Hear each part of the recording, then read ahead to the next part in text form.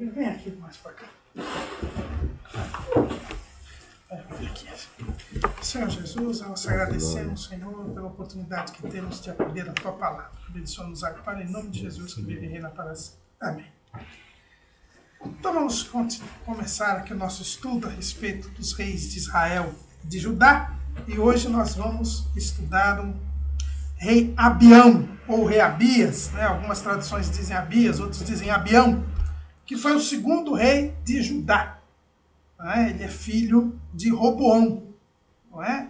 Como todo rei de Judá, nós já temos visto aqui, todo rei de Judá ele tem registro tanto no livro dos reis, quanto no livro das crônicas. Os reis de Israel, que é o reino do norte, eles só são registradas, as biografias e os reinados deles são registrados só no livro dos reis. Agora os reis de Judá são registrados tanto no livro dos reis, quanto no livro das crônicas. O rei Abião, ele é registrado no primeiro livro dos reis, no capítulo 15, os 8 primeiros versículos, bem sucinto, e depois ele é registrado no segundo livro das crônicas, aí sim, um relato um pouco mais avançado, que é no capítulo 13 do segundo livro das crônicas. Então, no primeiro livro dos reis, só 8 versículos, e no segundo livro das crônicas, o capítulo 13, falam deste que é o segundo rei de Judá, neto de Salomão, bisneto de Davi, que é o rei Abião. O nome Abião significa pai do mar, desculpa, pai do mar. É interessante. O nome Abias quer dizer Deus é pai, mas o nome Abião quer dizer pai do mar. Então, como a melhor tradução aqui seria Abião, pai do mar. Ele reinou apenas 3 anos. 3 anos ele reinou, e a Bíblia diz que ele fez o que era mal aos olhos do Senhor. Por quê? Porque andou em todos os pecados que seu pai tinha cometido antes dele. Nós vimos, quando estudamos sobre Roboão, que ele teve um reinado impiedoso, que ele teve um reinado mau, porque caiu na idolatria. Seguiu a idolatria. A sua mãe, a mãe de Roboão, era amonita, era Naamá, uma amonita, uma gentia, daquelas mulheres de Salomão que haviam desvirtuado. E Roboão manteve na idolatria. E Abião seguiu os passos do seu pai. E ele, diz a Bíblia, que ele fez o que era mal aos olhos do Senhor, mantendo-se na idolatria do seu pai. É interessante também aqui que se fala que o nome da sua mãe era Maaca, filha de Absalão. Então a gente sempre vê a instituição aqui da rainha mãe.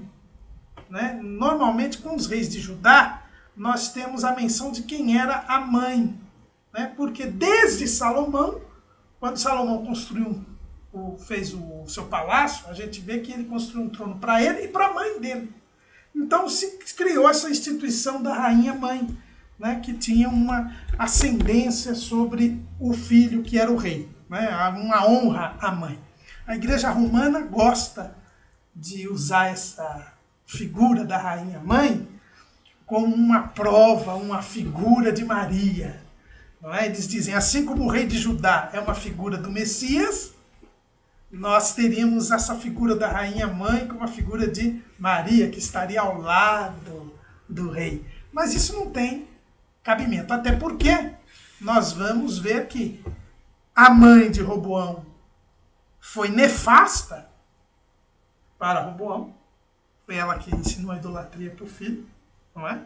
E aqui a mãe de Abião também não foi uma boa mãe, não é? Tendo em vista que ela também fomentava a idolatria. E essa mãe tanto fomentava a idolatria porque ela continua no reinado seguinte. Não é? Se a gente for lá no capítulo 15, versículo 10, a gente vê assim, quando fala do filho de Abião, que é Asa, diz o quê? Que o nome de sua mãe era Maaca, filha de Absalão, quer dizer, a mesma mãe de Abião. Então a gente fica assim, não, eles eram irmãos então, para ter a mesma mãe? Não, a Bíblia diz que Asa era filho de Abião, mas a rainha mãe estava viva ainda. A avó estava viva. E ela era o motivo da idolatria. Tanto que quando Asa retira a idolatria, o que ele fez? Versículo 13, lê aí para mim. 13. Isso. Capítulo 15 de 1 Reis. E até a Maaca, sua mãe, removeu para que não fosse rainha, porquanto tinha feito um horrível ídolo a Azera. Também Asa desfez o seu ídolo horrível e o queimou junto ao ribeiro de Cedron. Então a gente vê o quê? Que essa rainha-mãe, ela levava para a idolatria. Era uma figura que era deletéria a Israel. Então, de maneira nenhuma, a gente pode dizer que seja uma figura de uma pessoa que ajudasse a Deus. Né? Alô? Pode subir?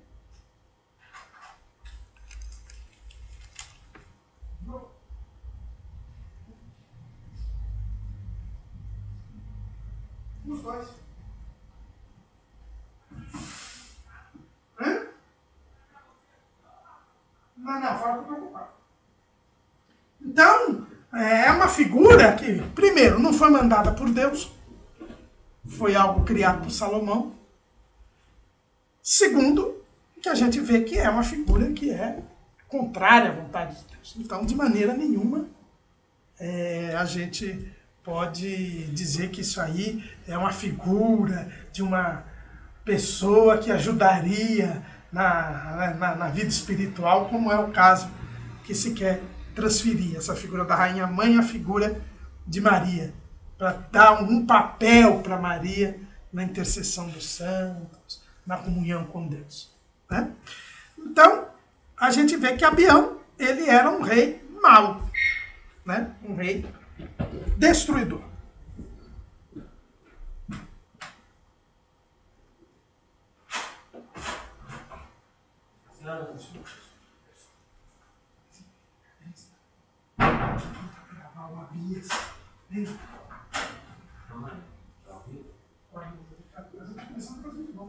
Ô professor, quanto ao nome Abião, pai de Mar, esse Mar, assim, vamos dizer, dá para forçar com uma linguagem assim, figurada, esse mar transferindo para algo mal ou não? É possível? Não. Acho que o nome dele aí, logicamente que todo nome tem a ver alguma coisa com o caráter da pessoa, mas a questão aí do mar, o mar na Bíblia normalmente simboliza as nações. Né?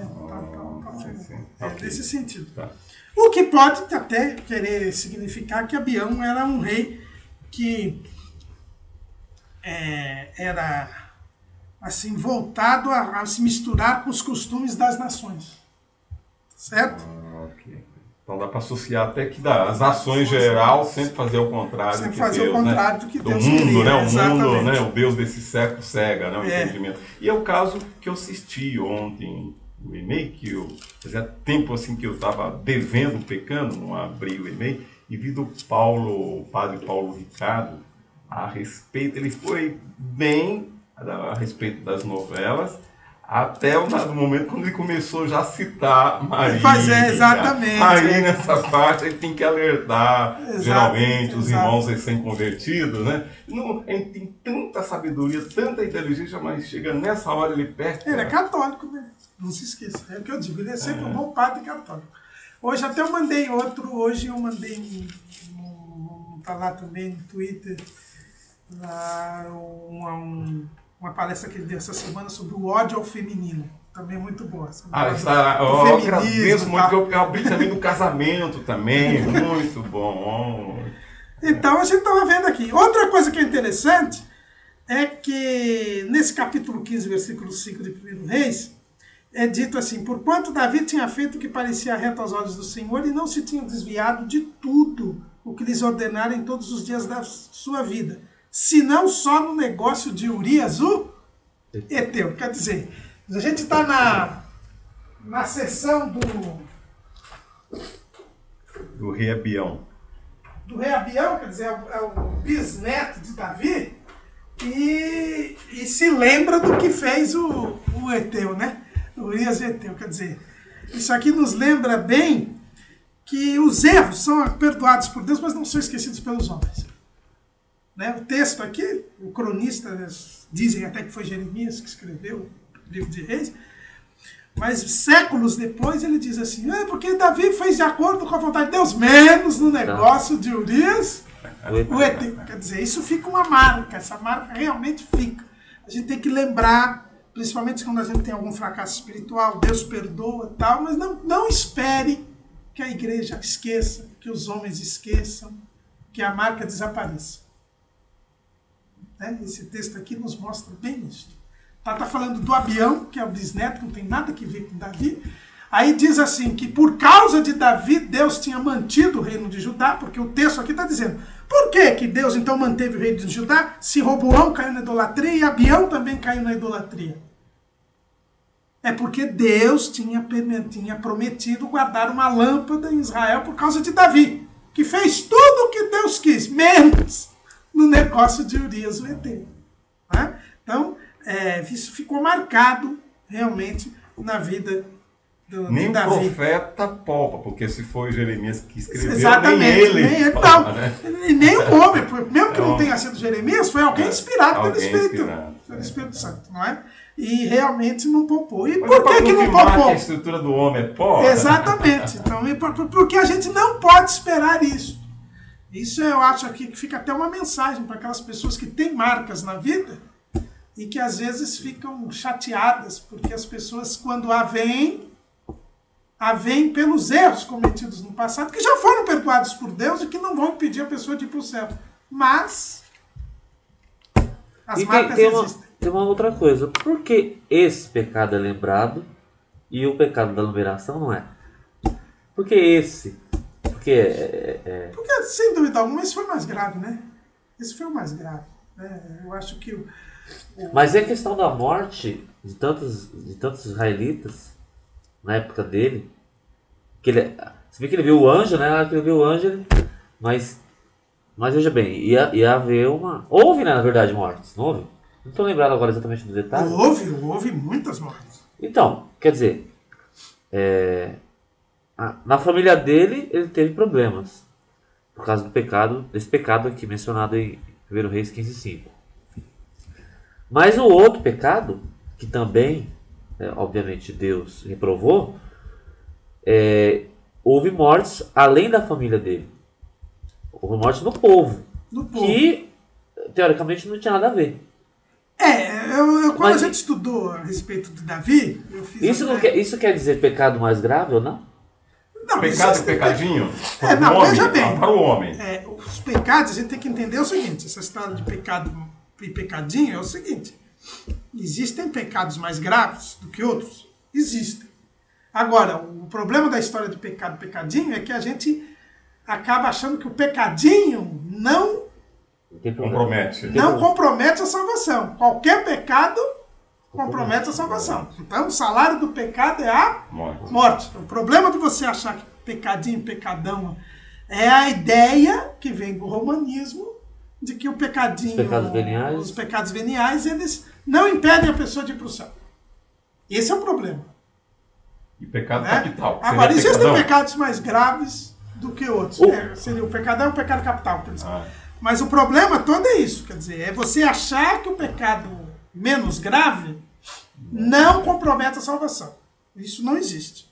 Agora, por que lembrar desse caso aqui? Porque eu acho assim, esse pecado aí da numeração de Davi e tudo, quando a gente estudou a respeito de Davi na escola dominical, eu escrevi até um texto a esse respeito, e eu cheguei a uma conclusão, pode ser que eu esteja errado, mas foi a conclusão que eu cheguei, que esse pecado estava relacionado, quer dizer, por que o povo sofreu?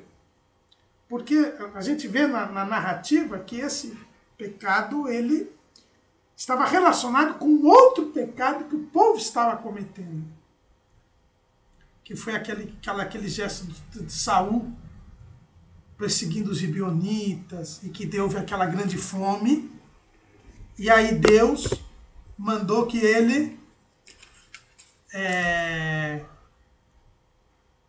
matasse, desse na mão dos gibeonitas, os descendentes de Saul, para que passasse aquela fome. Então, na verdade, o povo tinha pecado com relação aos gibeonitas, quebrando aquele concerto que eles tinham feito lá com Josué. E logo em seguida vem essa história da numeração.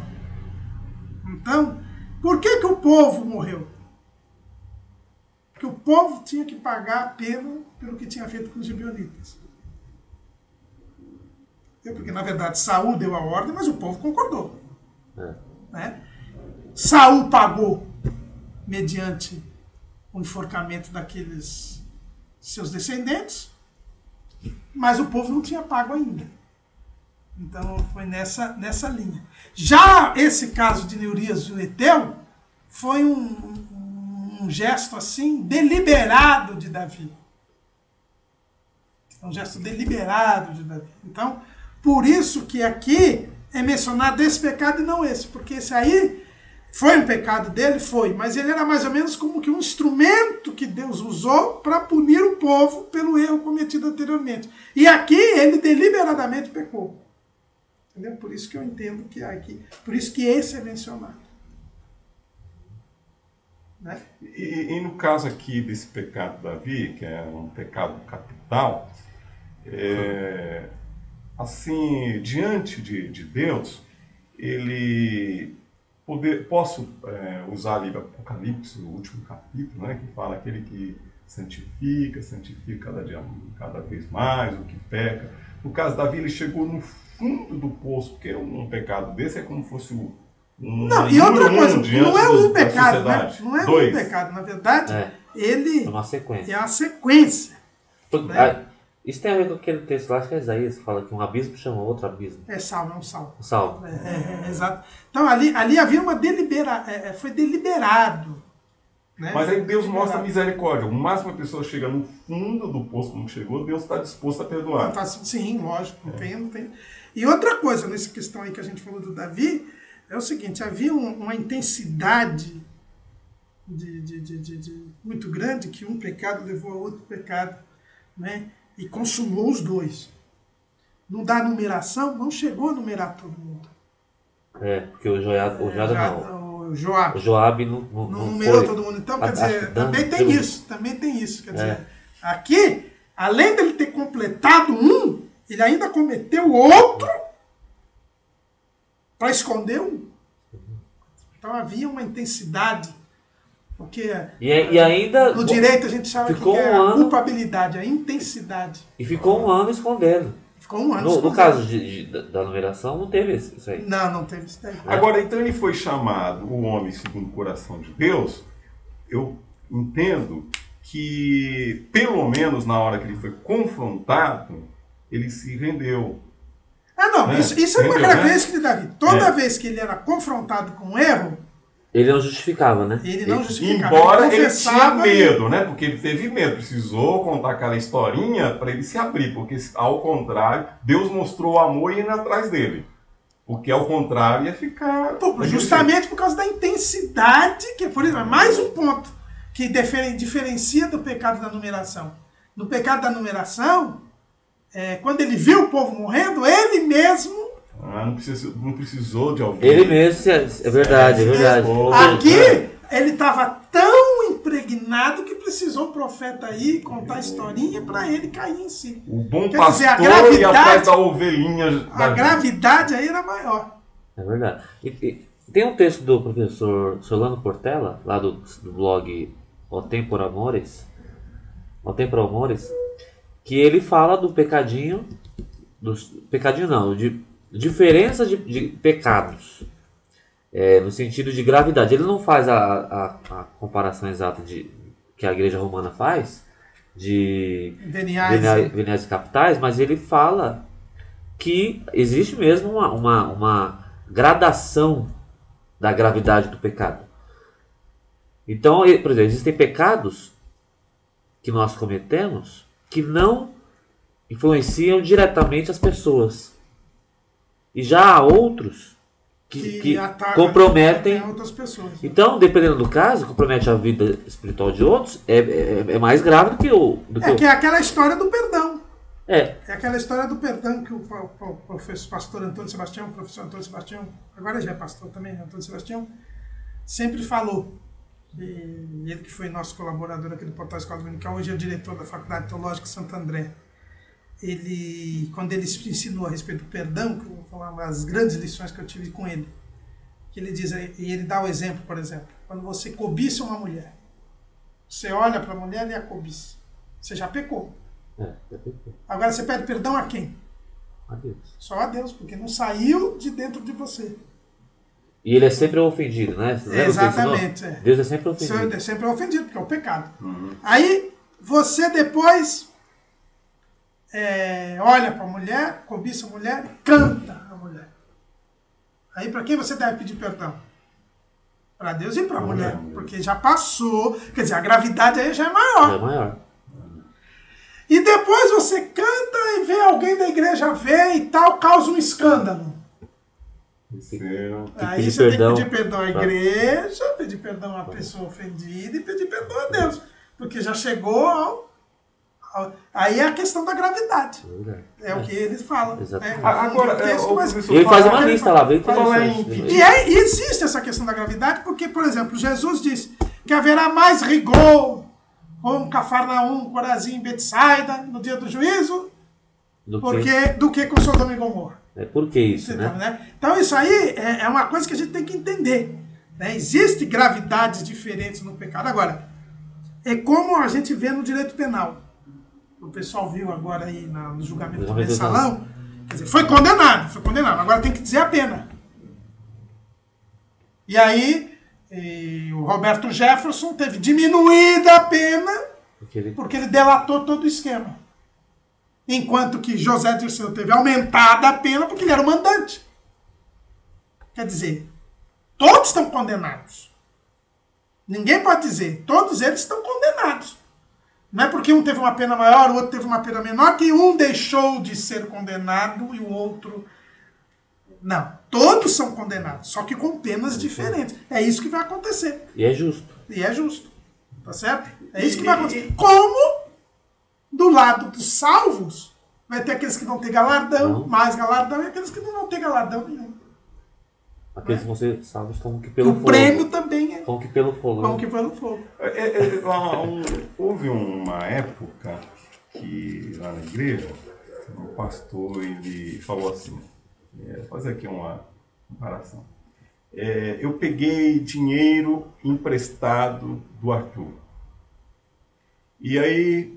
não devolvo e prometi entregar tal época, não dou nenhuma satisfação para ele, passa do prazo, e aí o pastor ensinou que o Arthur tem que chegar a mim, ele que emprestou para mim, ele teria que me alertar, Sebastião, você prometeu, não é para tocar esse assunto.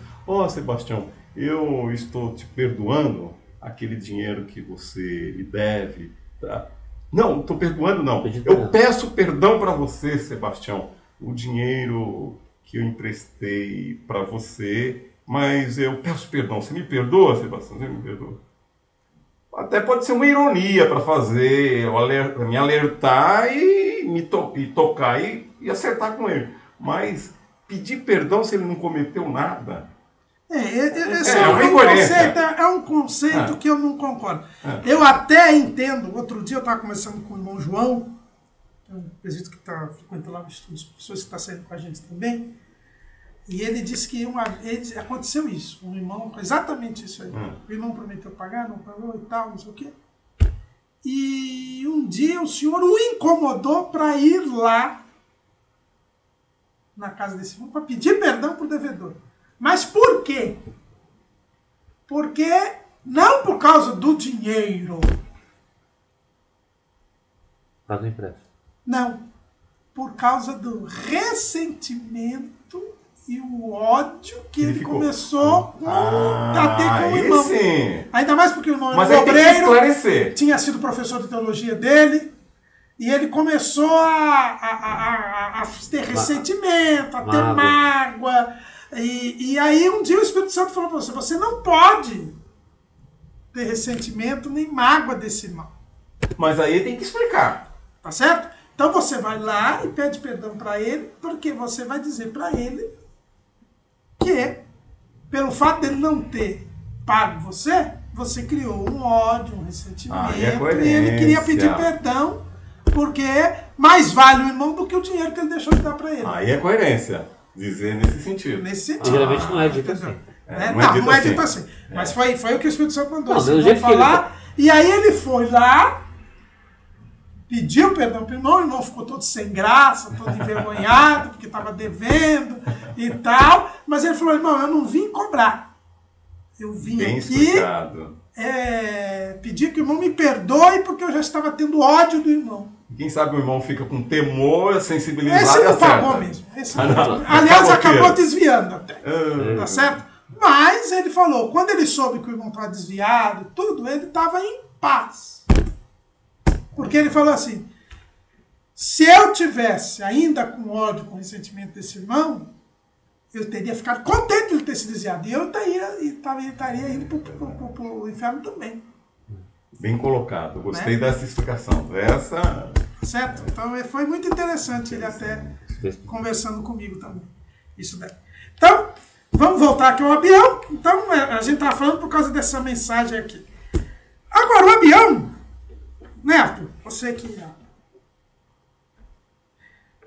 No capítulo 13 de 2 Crônicas, tem um registro de uma grande vitória que Abião teve no seu reinado. Por quê? Porque Jeroboão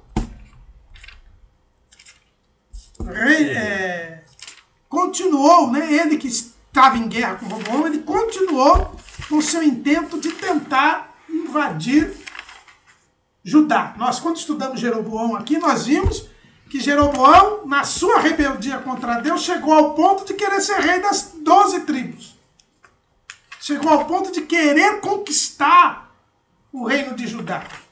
E isso ele fez tanto durante o período de Roboão, como no período de Abião. Aliás, no período de Abião, ou Abias, né?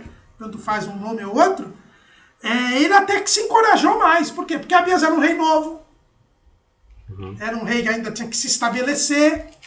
Não é? Então ele aproveitou para tentar, dentro do seu exército já preparado, dentro do seu reinado já longevo, ele tentou invadir Judá.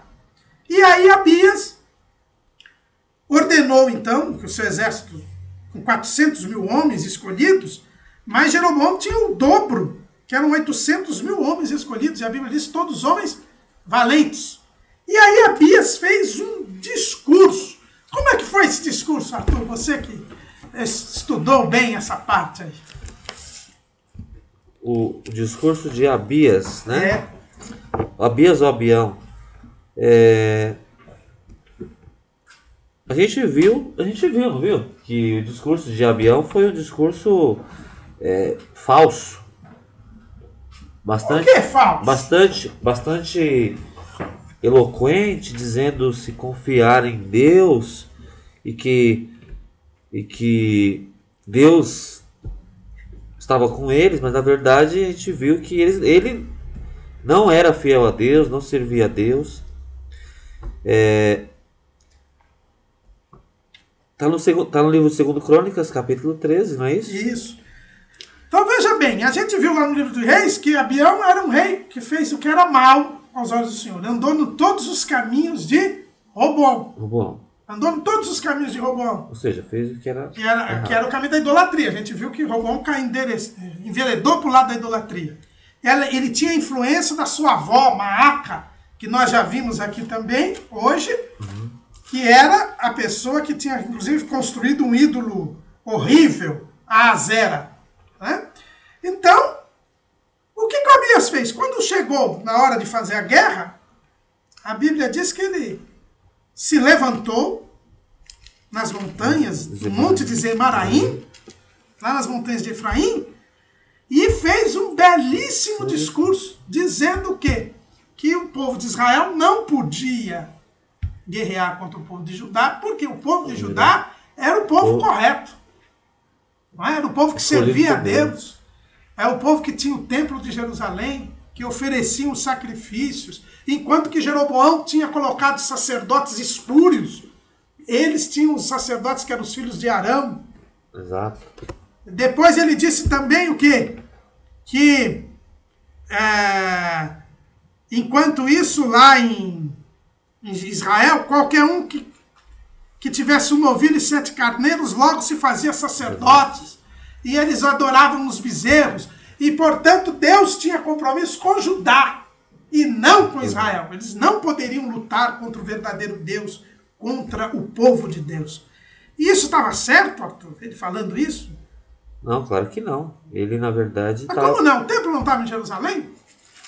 O templo estava em Jerusalém. Não faziam Os sacerdotes? sacerdotes da ordem de Levi estavam lá em Jerusalém. Ou seja, estavam todos com Abias. Mas, na verdade, só estavam. Só estavam porque o povo continuava na idolatria, na desobediência. Tinha todos os hábitos, todos os costumes de pessoas religiosas. Aliás, eram boas pessoas religiosas. Mas era só discurso aquilo ali. Era só discurso. Então o que ele falou na questão da parte física e geográfica era verdade. Agora, na parte espiritual... Não, quer dizer, o discurso de Abião era o discurso dos fariseus, né? É um discurso político. Exatamente, discurso político, né? Discurso nós estamos fazendo tudo o que Deus quer, então nós estamos do lado de Deus. Deus está do nosso lado simplesmente porque nós cumprimos os rituais. É o mesmo raciocínio que vai haver mais tarde também em Jerusalém, quando Jeremias profetiza. É o mesmo raciocínio. Quer dizer, na verdade, esse raciocínio de Abião, que não acho que não é dele, se manteve até o fim. Até o fim do Reino do Sul. Né? A gente vai ver isso depois. mas é isso. O templo do Senhor, eles falavam. O templo do Senhor é este. E aí... Mas isso era só naquele tempo. Hoje não tem isso. Hoje não. Hoje acabou isso aí. Hoje ninguém mais confia nessas coisas. Não. Porque dizima, porque oferta, porque vai à igreja. Canta no conjunto. Canta no conjunto. Não vos conheço, né? Afastar de mim. Fala a paz do Senhor. Ó, que bonito. E aí, por causa disso, são salvos. Né, professor? O que você acha? Não, exatamente. Quer dizer, é a tentativa da salvação pelas obras, é a tentativa do formalismo religioso. Como a roupa, quer dizer, por causa da roupa, por causa de alguns trejeitos, confia-se nisso. Toca a trombeta, né? Tá aqui, né? Tá tocando em vez de matar a carne, em vez de, que é a parte mais difícil, que é a parte exigida da negação de si mesmo, da renúncia, prefere-se fazer um jogo de imagem, vamos dizer assim. Exato.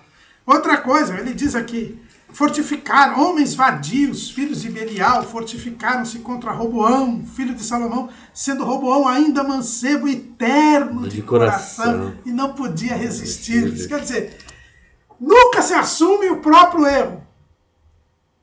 Não é? Isso aí a psiquiatria, a psicologia, a psicanálise explica, né? A pessoa, ela se isenta de toda e qualquer culpa, de toda e qualquer responsabilidade, põe a culpa nos outros, o famoso bode expiatório, e diz que ela é boazinha, porque ela cumpre os rituais, cumpre o cerimonial, e Deus então é obrigado a abençoá-la. E ele está certo, porque ele a ideia, é uma ideia gentílica aqui, que infelizmente vigora nos dias de hoje. Quer dizer, a divindade tem que ser agradada. A divindade será propícia se for agradada. É a mesma mentalidade dos cultos animistas, que eram os cultos pagãos daquele tempo. Quer dizer, você oferece sacrifícios a uma divindade para agradá-la, e ela, agradada, te agrada. É a famosa toma lá da cá, que hoje nós temos visto aí. na confissão positiva, na teologia da prosperidade. Né? Essa é a ideia. Sejamos agradáveis a Deus e Deus se agradará de nós. Agora, como é que eu agrado a Deus? Cumprindo rituais, cumprindo cerimônias, Isso na visão. fazendo boas obras. Então aqui, ele diz aqui, nós temos os sacerdotes escolhidos por Deus. Os levitas se ocupam na sua obra. Queimam ao Senhor cada manhã em cada carne de holocausto, incenso aromático, dispondo os pães de proposição sobre a mesa pura, e o castiçal de ouro e as suas lâmpadas para se acenderem cada tarde, porque nós temos cuidado do serviço do Senhor nosso Deus. Porém vós o deixastes.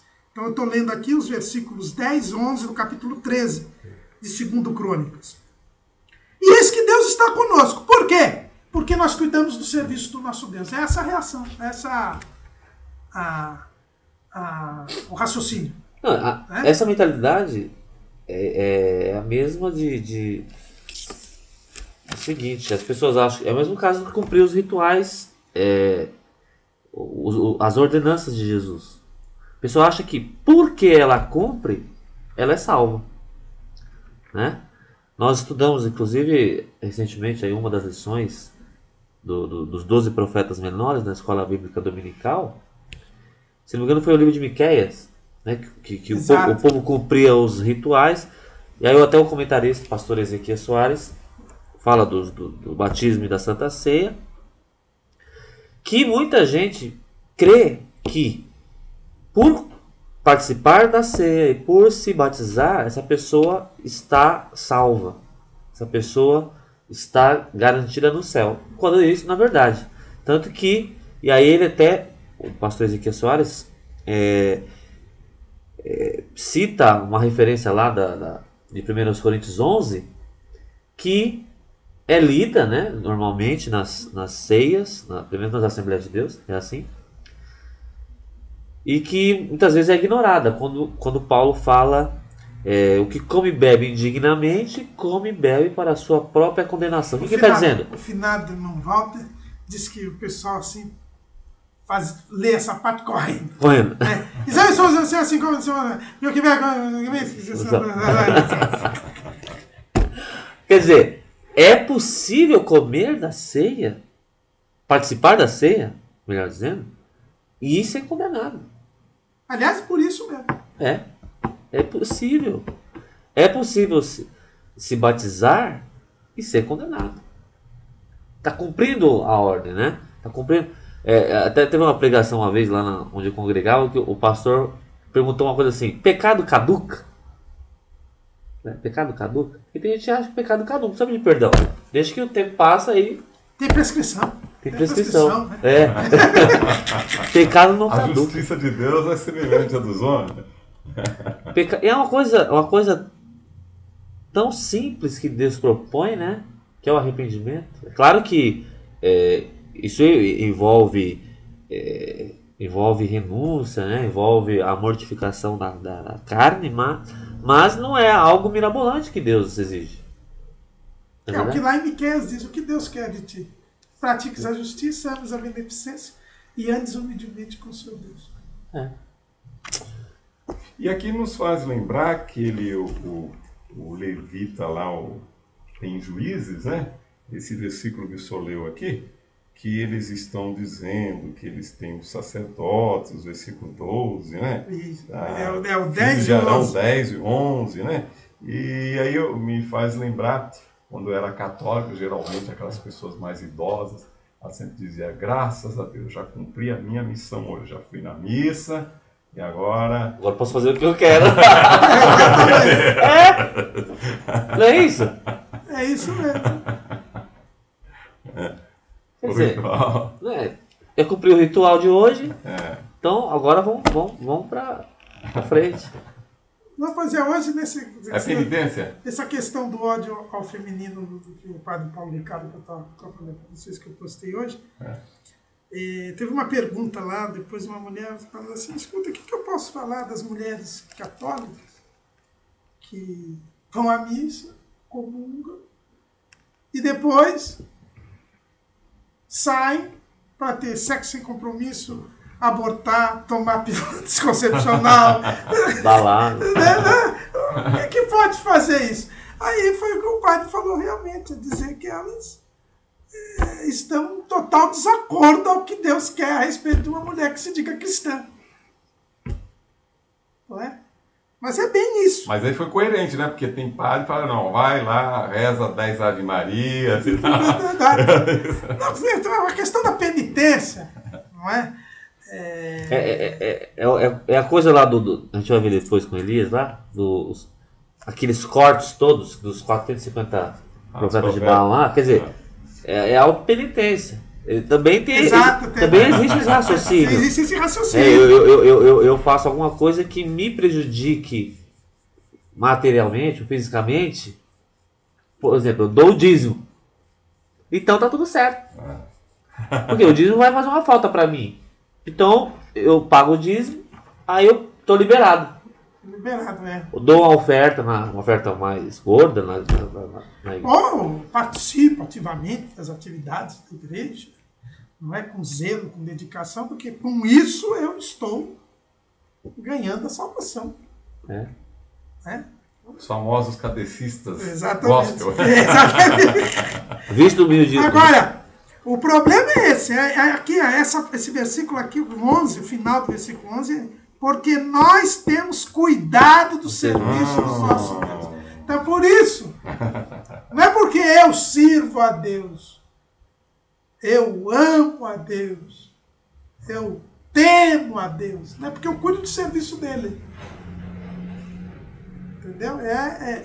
Como ele estava falando para desviados também, desviados nem entenderam nada. E ai de Deus, ele precisa de... E aí ele chega a essa conclusão, e eis que Deus está conosco, na frente, como também os seus sacerdotes, tocando com as trombetas, para dar alarme contra a voz, afligindo, não pelejeis contra o Senhor vosso Deus, porque não prosperareis. E aí, o que fez Jeroboão? Não negou para esse discurso, fez uma emboscada, e aí, quando eles viram que eles estavam cercados, eles clamaram a Deus e tocaram as trombetas, e os homens de Judá gritaram.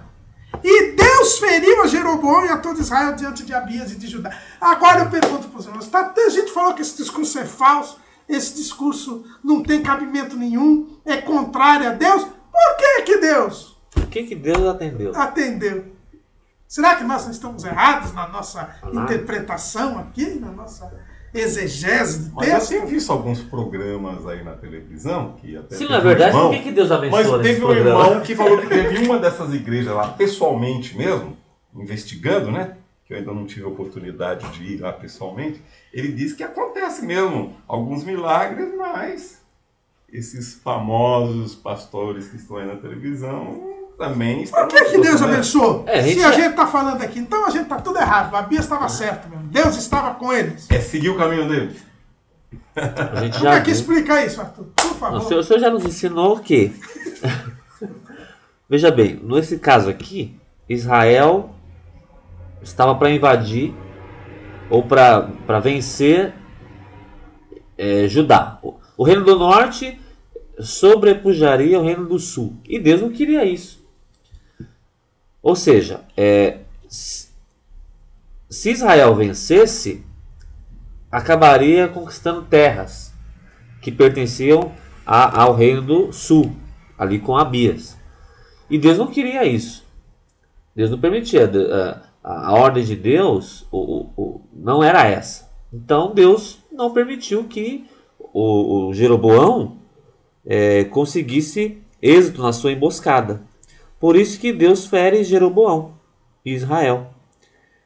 Não porque Abias era bom e ele estava certo e o povo estava servindo a Deus fielmente, mas porque o Israel queria destruição, pelo menos de parte de Judá. Mas me ajudei. Exatamente. O Jeroboão, ele estava totalmente contrário à vontade de Deus. Então Deus... E é por isso que no livro de Reis, a gente vê que o escritor ele teve cuidado assim, por amor de Davi, o Senhor lhe deu uma lâmpada em Jerusalém. Então havia um compromisso de Deus para com a casa de Davi. a vontade de Deus, e Jeroboão sabia disso. Porque quando Aías profetizou que ele ia ser rei, disse que ele ia dar 10 tribos para ele. Mas ele agora estava querendo algo que Deus não lhe deu. Então a Bíblia diz, é interessante que a Bíblia não diz, e Deus estava com Judá. Não, diz assim, Deus feriu a Jeroboão e a todo Israel diante de Abias e de Judá. Quer dizer, Deus tinha um compromisso com ele, não com Abias nem com Judá. Verdade que Judá gritou, é verdade que Judá clamou a Deus. Naquele momento, acho que até alguns se converteram mesmo. Viram que a coisa não se resolvia apenas com o discurso e com religiosidade. Eles viram que eles estavam cercados, que eles não tinham saída. Eles clamaram a Deus. Aí Deus feriu. Mas não porque estivesse com Abião. É porque ele estava contra Jeroboão. É porque Jeroboão estava contra Deus. E se alguém está contra Deus, quem é que pode ser por ele? Ninguém. É o corolário lá de Romanos 8, 31, né? Se Deus é por nós, quem será contra nós? Agora, se nós estamos contra Deus, quem pode? Não tem jeito. Lá no livro de Naum, que nós estudamos também nesse trimestre, no livro de Naum, a gente vê bem, quando Deus fala da destruição de Nínive, ele é bem claro, dizendo assim,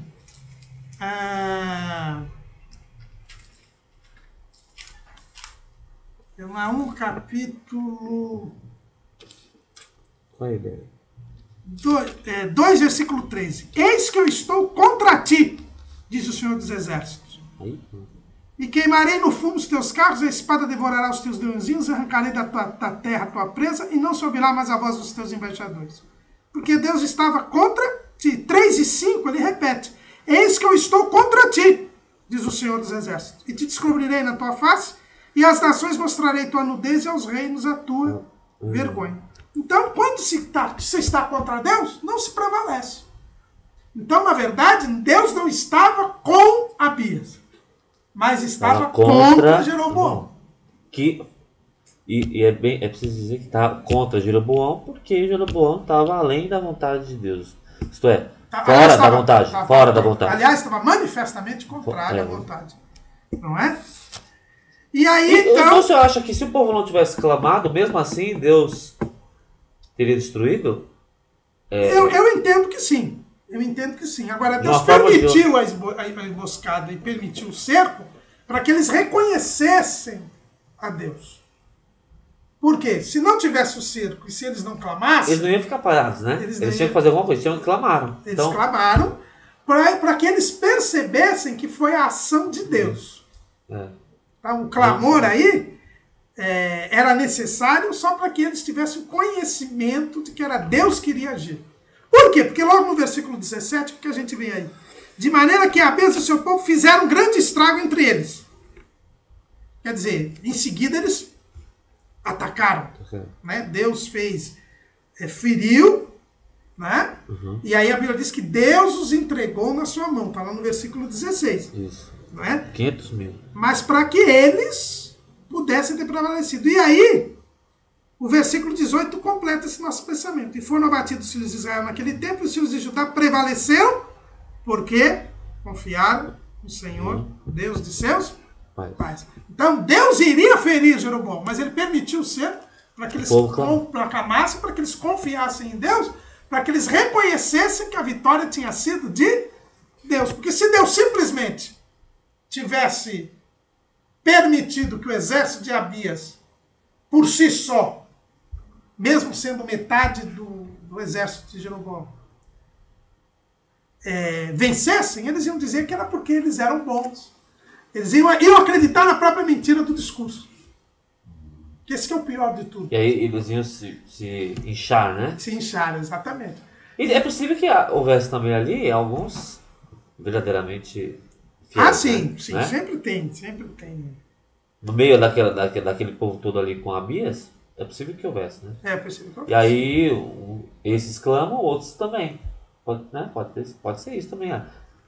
Aliás, era o único lugar onde podia haver. Não, se bem que Israel também poderia haver, né? Até que há alguns remanescentes, né? E aí o que aconteceu? Abias chegou, inclusive, a conquistar alguns pedaços de Israel. né? Betel, Gesana e Efron foram tomados, quer dizer, Israel, Jeroboão queria conquistar terras, acabou perdendo terras. E por que Deus permitiu isso? Porque com isso Judá se equilibrou. Porque nós vamos ver que o rei seguinte a Jeroboão, Baasa, também guerreou contra Judá. Né? Então Deus permitiu que houvesse até um avanço do reino de Judá, exatamente para dar condições para que Judá subsistisse. Porque o objetivo de Deus era manter essa lâmpada acesa em Israel. Então, é aí que a gente tem aqui era Deus velando pela sua palavra. Velando pela Ele tinha sua falado, palavra. não vai faltar varão. Exatamente.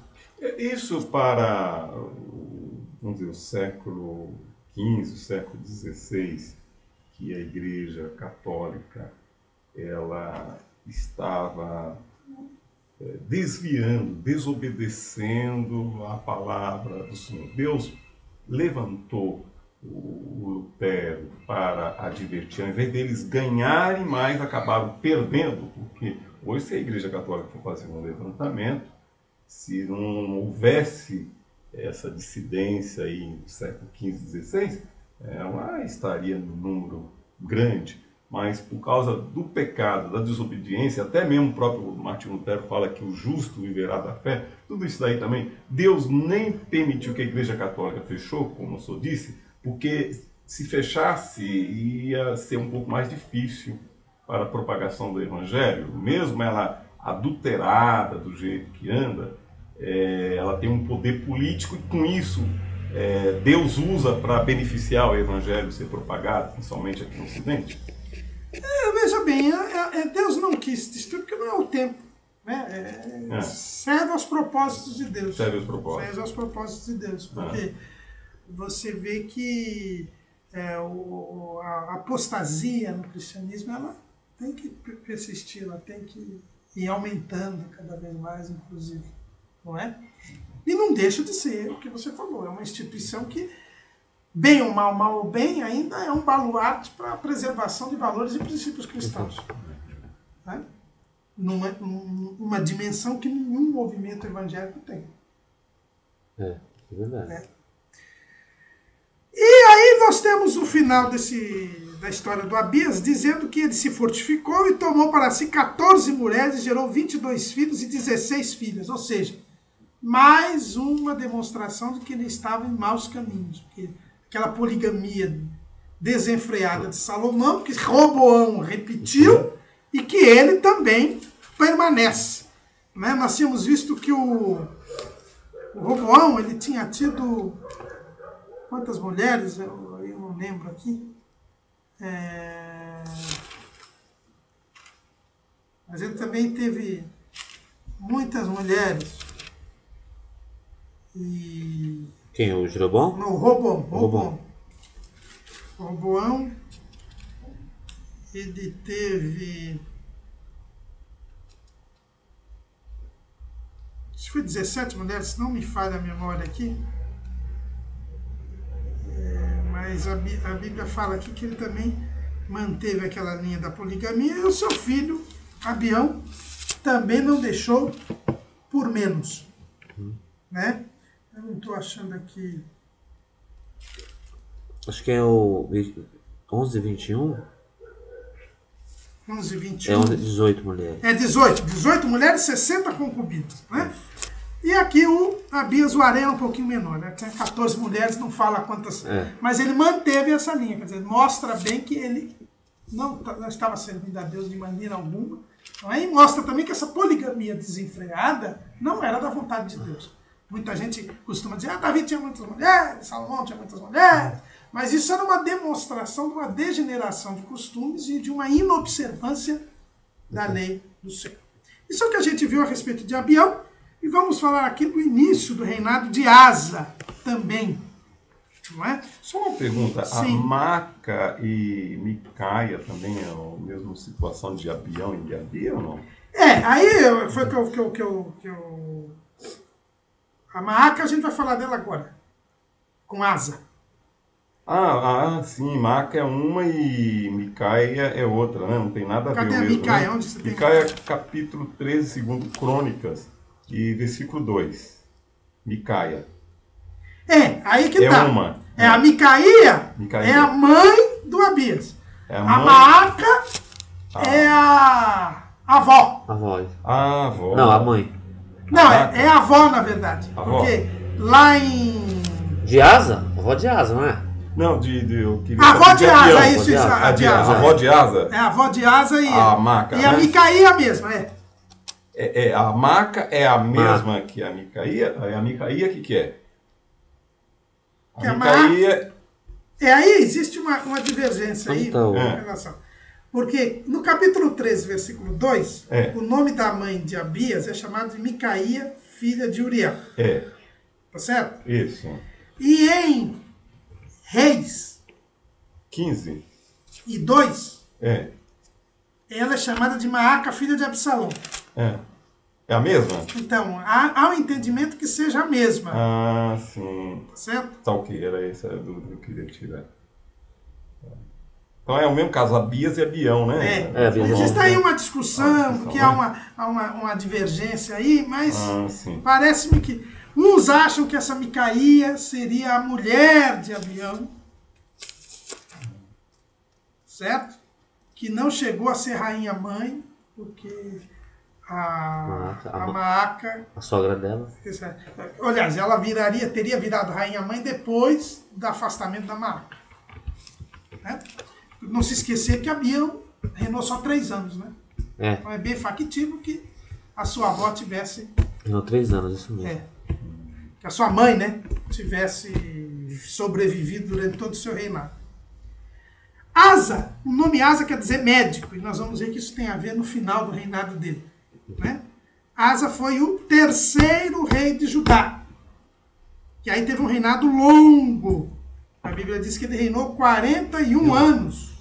Não é? Exato. 41 anos está lá em 1 Reis, capítulo 15, versículo 10. Asa, como rei de Judá, ele tanto é mencionado no livro dos reis, primeiro livro dos reis, capítulo 15, do 8 a 24. versículos 9 até o 24, e em Crônicas, ele ocupa os capítulos 14, 15 e 16. Né? Então, até pela extensão do reinado dele, há um registro maior no livro de Crônicas a respeito dele. 3 capítulos, e também no próprio livro dos reis, os versículos são bem mais numerosos do que os de Abião. E é mencionado em Jeremias 41 e 9. E é mencionado em Jeremias 41 e 9. O que fala dele lá em Jeremias 41 e 9? Vamos ver. Eu só conto um milagre, não conto o santo? 49 diz assim: Aliás, contou um santo, não contou um milagre. E o poço em que Ismael lançou todos os cadáveres dos homens que feriu por causa de Gedalias é o mesmo que fez o rei Asa, por causa de Baasa, rei de Israel. Foi esse mesmo que encheu de mortes Ismael, filho de Netanias. Isso, é menção de um poço que ele tinha feito durante a guerra que teve com Baasa, porque no reinado de Asa continuou a guerra entre Israel e Judá. Quer dizer, o Baasa, que nós vamos estudar em outra aula, ele manteve essa mentalidade errônea, equivocada de Jeroboão, na tentativa de conquista do reino do sul, do reino de Judá. Ao contrário dos 2 reis anteriores, esse 3º rei, a Bíblia diz que ele fez o que era reto aos olhos do Senhor. Nós vamos ver que ele não foi perfeito, mas ele fez o que era reto aos olhos. É o primeiro rei fiel de Judá. É o primeiro rei fiel de Judá. Ele é o 3º rei de Judá, mas é o primeiro que é fiel. Por quê? Porque em Israel não teve nenhum rei fiel. Exatamente. Todos foram infiéis. Por isso que o reino do norte foi destruído. Agora, no reino de Judá, nós temos alguns reis fiéis. Não é? Então, se não me engano, são 19 dinastias no reino do norte e nenhum fiel. Nenhum fiel. E aqui no reino do sul, uma dinastia só, que é de Davi, e alguns reis fiéis, outros não. E alguns reis fiéis, outros não. Então, e agora tá 2-1 para cá. É. 2 infiéis, agora dá um não. fiel. Aí eu posso dizer que Jesus desempatou, Porque os fariseus achavam assim, ó, tá vendo? Nós temos o sacerdote da tribo de Levi, o que nós já lemos, né? Faz o ritual, temos todo o cuidado do serviço do Senhor. E aí quando apareceu os fariseus querendo dizer quem tinha amor, aí começou a contar aquela história do samaritano, né? A mulher pecadora também. Então, Jesus desempatou, no caso? Não, mas é que... Quis mostrar todos os pecados. Porque na verdade aqui teve mais rei infiel do que fiel. Sempre é mais infiel do que fiel. Né? Então Asa, como ele começa o seu reinado? Eu sei. Vamos lá. Como é? Ele tirou os rapazes escandalosos. Ele tirou os rapazes escandalosos. A idolatria e os rapazes escandalosos. Isso que fazia parte da idolatria. Quer dizer, quando ele começa a batalha... Primeira coisa, que lá no capítulo 14 de 2 Crônicas, é dito que a terra esteve em paz 10 anos. Efeito daquela vitória de Abias. Então Deus permitiu que Abias tivesse a vitória para que a terra ficasse em paz. Já projetando o novo rei. O novo rei foi Asa. E quando Asa assumiu em paz, ele quis, em primeiro lugar, buscar a Deus. O que ele fez? Ele tirou os altares dos deuses estranhos, os altos, quebrou as estátuas, cortou os bosques, mandou ajudar que buscassem o Senhor Deus dos seus pais e que se observassem a lei e o mandamento. Ele começou pelo caminho correto. Ele foi buscar a Deus. Ele não fez como Abias. Eu sou bonzinho. Deus está comigo. Ele diz, Deus não pode estar comigo. Olha que ele estava em paz. Olha que ele estava colhendo os frutos da vitória. Mas ele entendeu que aquela vitória tinha sido dada por Deus, mas que o povo tinha que buscar a Deus. A primeira coisa que ele fez foi abolir a idolatria. A tal ponto que ele afastou a rainha mãe. A Maaca. Idólatra. Que era a gente. Que está no capítulo 15, versículo 13, que a gente já leu hoje aqui, que tinha feito um horrível ídolo a Azera. E quem era Azera? Era um Deus. Deus mãe, não era? Do Baal. Isso, do Baal. era a mãe do Baal. Mãe do Baal. Era a deusa da fertilidade. Azera ou Azerá? A minha fala Azerá. Tem as duas formas, Azera ou Azerá. Né? Então, era a deusa da fertilidade. Idolatria de novo aí. Ele tirou. Ele tirou. Né? E era a própria rainha mãe quem estava fazendo isso. Né? Inclusive, Azerá, em hebraico, quer dizer bosque de altura. Né? Normalmente era nos altos, em altares, lugares altos, que se faziam bosques para a deusa da fertilidade. Porque ela era a mãe de Baal. Não é? Inclusive, se dizia que a primavera, né, era o resultado da cópula de Baal com Azerá. A própria mãe. A própria mãe, eles eram os responsáveis pelo renascimento da vida. Né? Porque Baal, segundo a mitologia fenícia, Baal era morto pelo deus Morte, pelo deus da morte, aí vinha o inverno. Aí Azerá e o deus Sol iam ao encontro de Baal e faziam Baal reviver. E aí, para que a vida retornasse à terra, Baal copulava com Azerá. Isso é uma mitologia... Era a religião deles, a mitologia da Fenícia. A mitologia fenícia, é verdade. É daí que vai ver o raciocínio de que a fertilidade depende desses deuses. Exatamente. Para culminar lá em Elias, por exemplo, né? Com Acabe. Exato. A fome e tal. Pensando, o Asa foi corajoso, né? Foi. Destronou a rainha mãe. Né? E aí, mais uma vez, eu insisto naquela questão de se considerar essa figura da rainha mãe como uma figura de Maria, como sendo um papel, porque você não tinha chegado ainda, mas a gente tinha começado aqui a falar isso aí, que essa figura da rainha mãe é usada muito pelos católicos romanos como uma prova, como uma figura, assim como o rei de Judá é uma figura do Messias, a rainha mãe é uma figura de Maria, que está sempre ao lado do rei. está sempre ali pronta a interceder a favor do povo para o rei. Eles devem gostar muito de Esther, né? Da história de Esther, né? Os padres, né? Ela intercedeu muito. Exato, E eu nunca vi nenhuma pregação em cima da figura de Esther, mas em cima dessa figura da rainha mãe eu já vi. E eles procuram mostrar isso, né? Então, aí depois pegam aquele salmo, fala lá do casamento de Salomão, da rainha mãe, né? Ornada, com vestes e tal, para dizer que é uma figura da... Não, mas aí que eu estou dizendo, quando a gente olha a figura da rainha mãe, primeiro, ela foi criada por Salomão, não foi por Davi. Já está fora. Está fora. Segundo, Salomão acabou introduzindo a idolatria. E a gente vê que essa rainha mãe aqui, a primeira rainha mãe de Judá, que foi a mãe de Roboão, era amonita. Quer dizer, já era... A Micaía? Não, é Naamá. Naamá. Que é amonita. Que já era daquelas mulheres de Salomão que tinham introduzido a idolatria. Então a gente já vê de onde veio a influência da idolatria. E agora a gente vê que essa segunda rainha mãe, a Maaca, que prevaleceu tanto com Abião quanto com Asa, nos primeiros momentos de Asa, ela tinha construído um ídolo para Azera ou Azerá.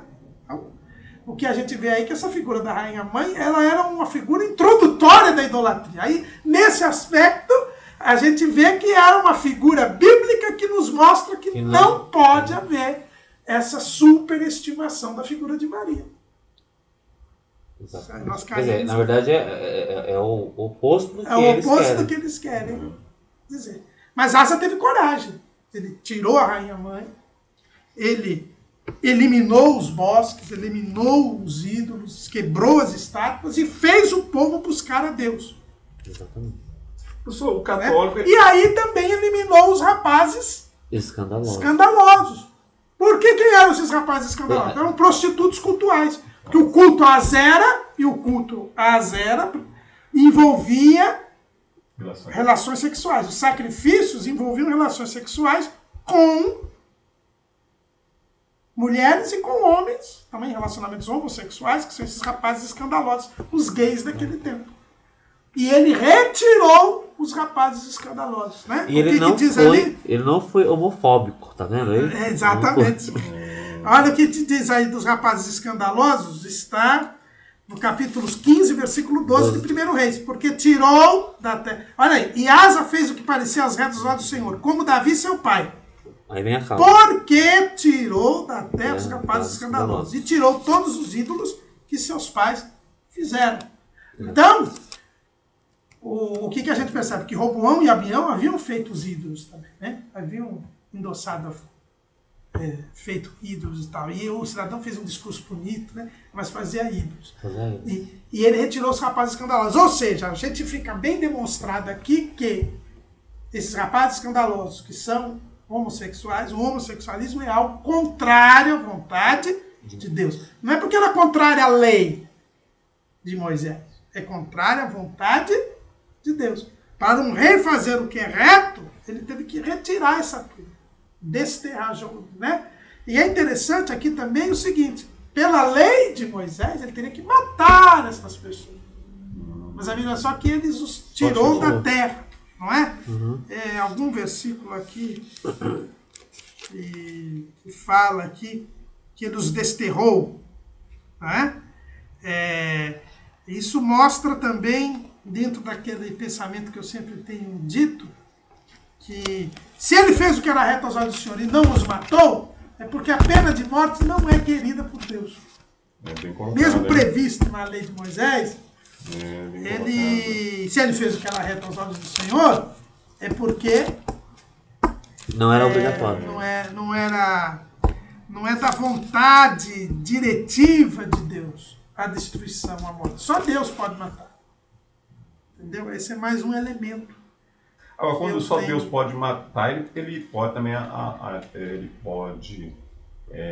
levantar um instrumento, né? No caso da polícia, né? Não. Quando eu digo que é Deus que vai matar, é ele que mata. Quer dizer, Aí ele usa dos Iniciativa, instrumentos que outro for. instrumento, né? Não é? Desde um furacão até um bandido. É. Não é?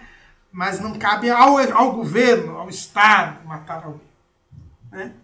Então, o que a gente nota aí? Que o caminho para agradar a Deus é o caminho da busca de Deus. Né? O caminho da busca de Deus. Ele estava em paz e o reino esteve quieto diante dele. Diz o... Por quê? Porque ele buscou a Deus. O Senhor deu repouso para ele. Mas ele entendeu a lição da vitória que o seu pai tinha tido. Ele assumiu os pecados. Ele assumiu os erros. E ele aboliu a idolatria. Não há como servirmos a Deus se não buscarmos a Ele. Foi o que Jesus disse. Buscar primeiro o reino de Deus. E todas estas coisas. Às vezes o pessoal fala as demais coisas. Não, são todas estas coisas. Estas coisas que as coisas terrenas. As coisas deste mundo, as coisas passageiras desta vida, elas nos serão acrescentadas. Por quê? Porque elas devem ser consideradas como um acréscimo. O mais importante é eu ter comunhão com Deus. Eu ter vida eterna. E vida é comunhão. Vida na Bíblia é comunhão. Então, nós temos que ter vida eterna. E foi isso que Asa buscou. Né? Não só buscou, como mandou que Judá buscasse. E que observasse a lei e o mandamento. Né? Então ele fez uma limpeza. A limpeza foi total? Não. Por que não foi total? Diz o versículo 14 de 1 Reis 15 que ele não tirou totalmente a idolatria. Ele não tirou os altos. Os altos, que eram os altares em que... Como ele está... Como Asa aqui é do Reino do Sul,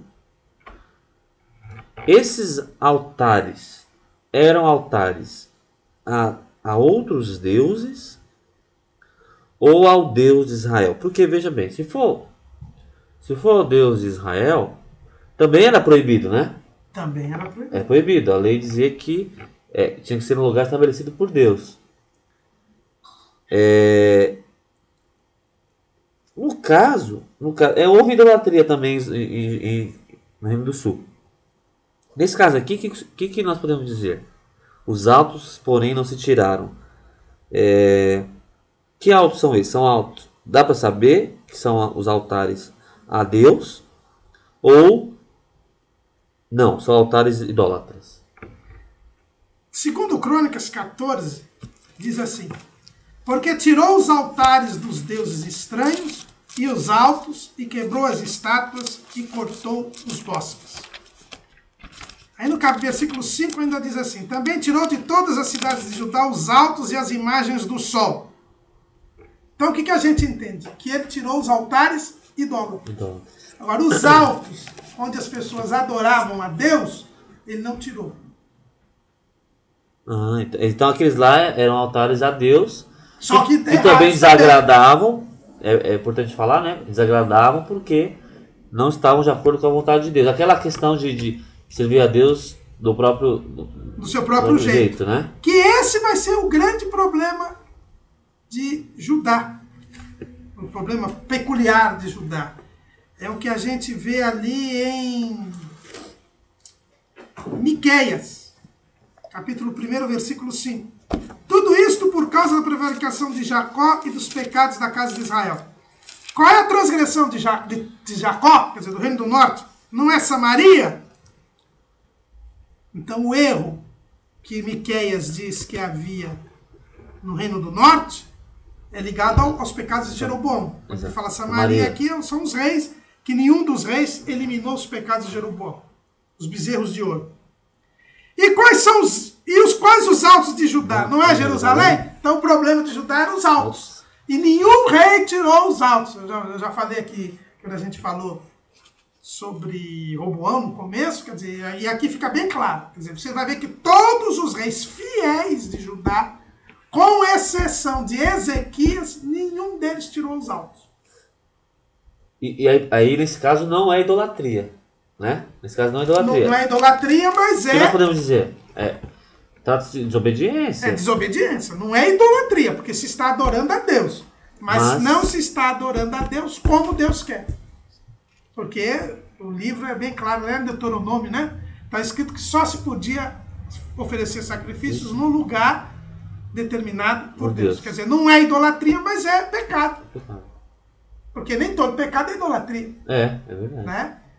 Então nós temos que adorar a Deus, mas adorar como, onde Deus quer. Que é o que falta hoje muito na igreja. Muitas pessoas acham que basta adorar a Deus. Só que você tem que adorar a Deus da forma então eu escolho o estilo musical que eu quero, o comportamento que eu quero, as palavras que eu acho melhores. Quer dizer, eu faço do meu jeito. Isso não agrada a Deus. A Bíblia diz que nós temos que oferecer a Deus o culto racional. E o culto racional é o sacrifício vivo, santo e agradável a Deus. Então, vivo, por quê? Porque você tem que estar em comunhão com Deus. Senão, aqueles sacrifícios do tempo de Abião, que não tem valor nenhum. Porque você não está em comunhão com Deus. Então, seu sacrifício não é vivo. Você não tem vida. Segundo, não é santo, porque você não está separado do pecado. Você tem que estar separado do pecado. Você tem que estar em comunhão com Deus e o seu sacrifício, o seu culto tem que estar, você tem que estar separado do pecado. É por isso que a gente chega a um culto e ora primeiro, pedindo perdão a Deus pelos nossos pecados, porque não há homem que não peque. Não é? Por isso que Deus aceitou aqueles sacrifícios de Salomão na inauguração do templo, porque ele primeiro pediu perdão pelos seus pecados. Não é? E depois nós temos o sacrifício que é agradável a Deus. Agradável envolve a forma como se está adorando a Deus. Não é? Então, é por isso que a própria expressão que inventaram hoje, da chamada adoração extravagante, ela mesma já se condena. Porque o que é uma coisa extravagante? É uma coisa fora dos parâmetros, fora das regras, fora das normas. Não é? Então, e são normas, regras que são estatuídas por Deus. É verdade que na dispensação da graça nós temos uma simplicidade, nós temos uma informalidade, porque não é aquele cerimonialismo, aquele formalismo da lei. Mas existem regras. Aqui, ó. Tem uma passagem aqui, Efésios 1 e 6, eu acho bem bonita. 1 e 6, que fala assim que o Senhor nos criou, nos destinou para louvor e glória da sua graça, pela qual nos fez agradáveis a si no amado. Então, para ser agradável, tem que estar no amado, tem que estar em Cristo. Exatamente. Na simplicidade. Então, é interessante que essa adoração extravagante, ela procura, quem defende isso, procura se alicerçar. Onde há o Espírito de Deus, há liberdade. Exatamente. Não é? Só que esquece que... Mas é o conceito de liberdade que eles usam, é o conceito de libertinagem. Que a liberdade está debaixo da orientação divina. E falando em liberdade, uma pessoa é livre também se ela anda dentro de regras também. É o caso da ilustração do trem. Que ele só é livre se ele andar no trilho. Se ele andar fora do trilho, ele não anda. Ou então é tragédia, né? Se ele descarrilar, de Deus, né? Se ele descarrilar, é tragédia. Ele não é livre. Assim também é o motorista de carro. Ele só é livre para dirigir se ele seguir as normas. Regras, normas. Se ele não seguir, é preso, vai preso, ou enfim, não pode dirigir. Então liberdade envolve regra. Ele mesmo provoca acidente, né? Até liberdade, perigo de morte para ele e para outros, né? Liberdade não quer dizer pode fazer tudo. E aqui tá a confusão, acho que a pessoa pensa que liberdade é autonomia. É essa ideia que veio do iluminismo, que liberdade é autonomia. E não é. Liberdade, o homem não é autônomo. O homem, existe a heteronomia, quer dizer, quem dá as regras, quem manda, o soberano é Deus. Pensando aqui, nós estamos falando dessas coisas de alto também, de fazer do jeito nosso. O que o senhor tem a dizer sobre esses cultos de baladas aí? Pois é exatamente isso. Mas não serve para adorar a Deus? Não serve para adorar a Deus. Não adora a Deus. Eles têm essa... os altos não se tiraram. Ele não mexeu com os altos. Quer dizer, mexeu até com a avó, mexeu com a idolatria, mas com esse costume mau que foi criado. Esses cultos aí altares. Que tem MMA, tem boxe na igreja. Então, para atrair o povo, não serve? Não serve. Porque os altos também atraem o povo. Era muito melhor você ir nos altos. Primeiro, você estava mais perto de Deus. Segundo, você não andava muito, não precisava ir a Jerusalém. Mas se o cara dá uns murros só para glorificar Deus... Não glorifica a Deus de jeito nenhum. Não é? Então, acho que aí os dois textos explicam que ele tirou os altares idólatras. Os altos de Deus, né? Talvez ele tenha tirado também... Ele tenha ido num passo interessante... Porque nesses altos já existiam até coisas consagradas do templo nestes altos. Por quê? Porque o versículo 15 do capítulo 15 de 1 Reis diz assim: e a casa do Senhor trouxe as coisas consagradas de seu pai e as coisas que ele mesmo consagrara, prata e ouro e vasos. Não é? Então, no versículo 18 diz assim: então Asa tomou toda a prata e ouro que ficaram nos tesouros da casa do Senhor e os tesouros da casa do rei e os entregou nas mãos dos seus servos. Não, mas aí é outro assunto. Mas o que a gente percebe é que também já tinham coisas do templo que estavam em esses altos. E não podia, né? E não podia. Eram coisas consagradas. Coisas consagradas para o templo. Eram os utensílios. Ele até tirou estas coisas e mandou para o templo de volta. Mas não tirou os altos. É tão verdade que esses utensílios eram vamos dizer assim, destinados ao templo, porque eles eram consagrados. Naquele tempo havia consagração. Hoje não existe consagração de objetos. Que mais tarde esses utensílios vão ser roubados quando da invasão de Jerusalém pela Babilônia, que são levados alguns utensílios, e o filho de Nabucodonosor, até então não tem nada, leva lá para o templo do deus de Nabucodonosor, não acontece nada. Mas aí quando o filho de Nabucodonosor vai tomar, se não me engano é vinho, no utensílio, aí acontece a tragédia. Quer dizer, era algo que tinha valor, né? Representava valor. E estava aqui já nos altos. Quer dizer, também de novo aquela ideia de fazer do jeito que... Do jeito que quer e do jeito que... Então, Asa, ele tomou essa iniciativa. Então, o que a gente aprende com Asa? Que quem busca a Deus, primeiro, abole a idolatria. Quem busca a Deus vai aprender a lei e os mandamentos. Porque ele disse assim: e mandou ajudar que buscasse o Senhor Deus que observassem a lei e o mandamento. Não há busca de Deus sem aprendizado da palavra, sem estudo da palavra. Mas quem busca a Deus também não faz do jeito que quer. Tem que fazer da forma que Deus quer. Tá? Então isso a gente aprende bem. E Deus deu para ele 10 anos de sossego. Ele teve prosperidade, ele edificou cidades, muros, torres, portas e ferrolhos, não é? Porque ele buscou a Deus, mas ele também se precaveu. Ele também, eu estou em Crônicas, né? Segundo Crônicas. Então eles edificaram cidades, muros, torres, portas, porque a terra estava quieta. Exato. Então ele foi vigilante também. Vigilante. Ele também foi vigilante. Ele serviu a Deus, viu que Deus estava dando paz para ele. Ele não ficou confiado só. Não, ele construiu muros, torres, portas, ferrolhos, cidades, fortalezas, porque ele sabia que o rei do norte não era fiel a Deus. Ele sabia que a qualquer momento ele poderia ser atacado. Aqui, tá? Ele não tinha ilusão de imunidade contra problemas porque ele servia a Deus.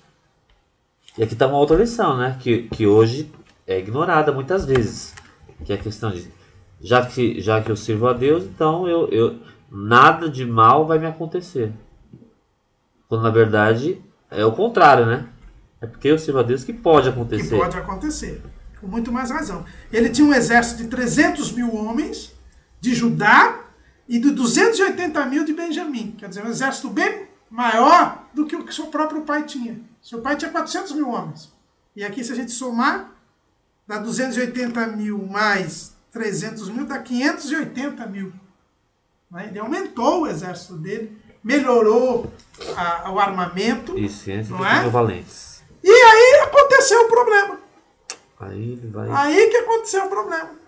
Veio Zerá o etíope com 1 milhão de homens. Na verdade não vai ter problema, né? Porque ele vai vencer, né?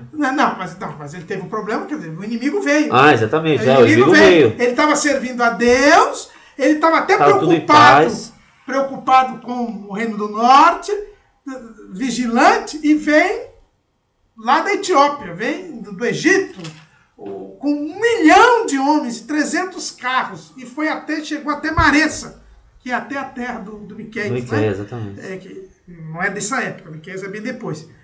E aí, Asa clamou a Deus.